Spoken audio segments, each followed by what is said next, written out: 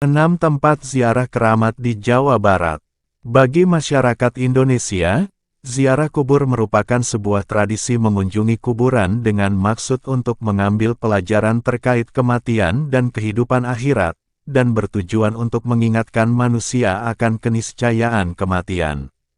Ziarah kubur biasanya dilakukan dengan mengunjungi makam orang tua atau leluhur yang dianggap penting dan mulia. Jawa Barat merupakan salah satu daerah tempat penyebaran ajaran Islam yang dilakukan oleh Wali Songo. Sehingga, terdapat banyak makam wali sebagai tempat wisata religi yang bisa dikunjungi. Wisata religi tidak hanya menambah wawasan sejarah, namun sekaligus dapat menambah keimanan dan menjadi sarana untuk mendekatkan diri kepada Sang Pencipta. 6 rekomendasi tempat ziarah populer di Jawa Barat. Ziarah bisa dilakukan pada momen-momen tertentu, salah satunya menjelang Ramadan. Berikut rekomendasi wisata religi ziarah di Jawa Barat yang kerap dikunjungi peziarah dari dalam maupun luar kota. 1.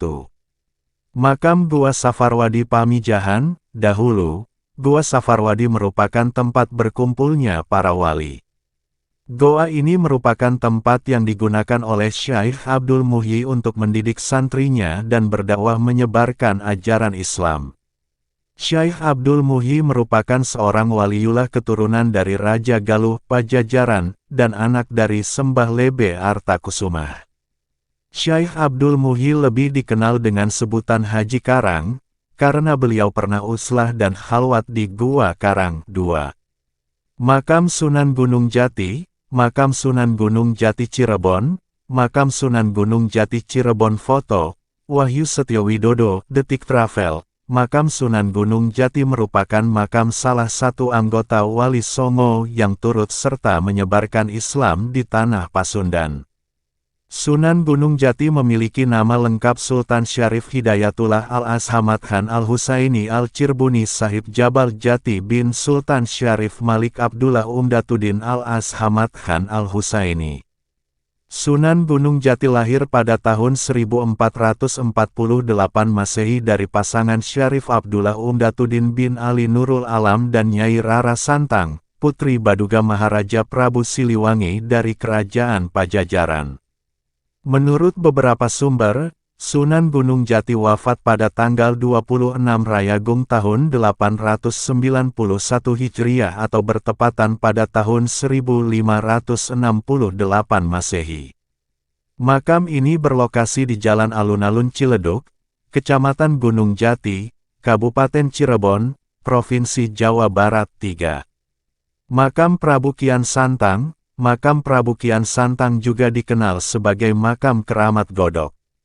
Makam ini merupakan tempat peristirahatan terakhir Prabu Kian Santang, pemimpin kerajaan Pajajaran, juga putra Prabu Siliwangi.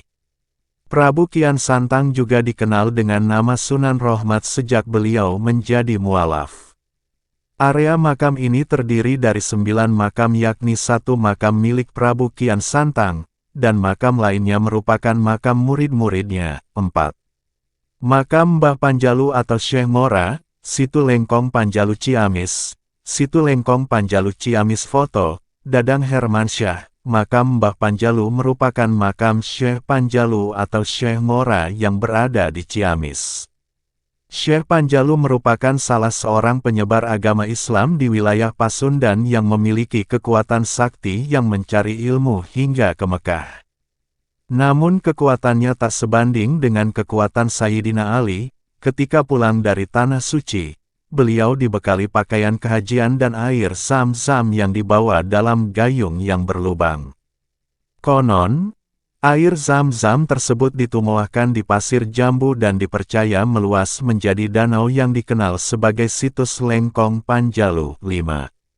Makam Syekh Kuro. Syekh Kuro atau dikenal dengan nama Syekh Kurotul Ain atau Syekh Hasanuddin atau Syekh Mursahadatillah merupakan keturunan ulama besar perguruan Islam dari negeri Campa yakni Syekh Yusuf Sidik. Syekh Kuro mengikuti jejak sang ayah menjadi pendakwah dan membantu menyebarkan ajaran Islam di Karawang. Syekh Kuro pertama kali berlabuh di Pelabuhan Muara Jati Cirebon pada tahun 1338 Saka atau tahun 1416 Masehi. 6.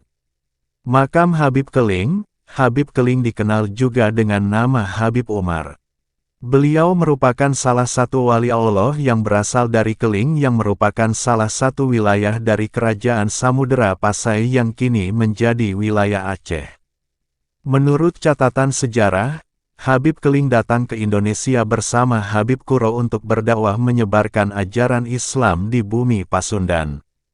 Dalam perjalanan menuju Cirebon, Habib Keling mengalami kejadian tak terduga.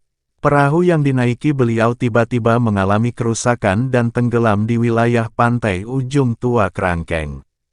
Hal tersebut membuat Habib Keling mau tidak mau harus singgah dan menetap di pantai tersebut, dan menjalankan misinya untuk berdakwah.